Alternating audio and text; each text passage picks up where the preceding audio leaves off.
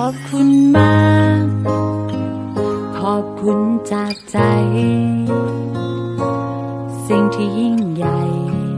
สิ่งดีที่มีให้กัน เรื่องราวสิ่งดีๆคือแรงใจไปต่อเติมฝันคำเดียวเท่านั้น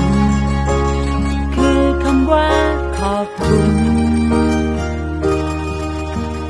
ตาอาจมองไม่เห็น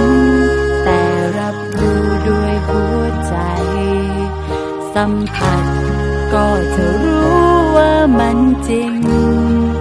ขอบคุณขอบคุณทุกสรรพสิ่ง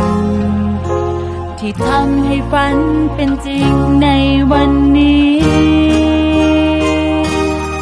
ไม่ว่าวันนี้คุณจะรู้สึกเช่นไร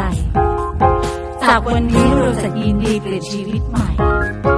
ด้วยความรักและคำขอบคุณจากหัวใจขอบคุณทุกสรรพสิ่งทั้งหลายแทนด้วยคำว่าขอบคุณปาฏิหาริย์ที่ยิ่งใหญ่เกิดจากหัวใจที่กล้าแกร่งตั้งมั่น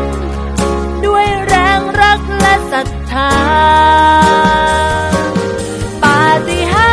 ริย์ที่ยิ่งใหญ่ความมุ่งมั่นที่มันแรงกล้าความศรัทธาจะนำมาชีวิตใหม่ที่ยิ่งใหญ่กว่าเดิมฉันรักพื้นดินฉันรักแผ่นฟ้าฉันรักสายทารา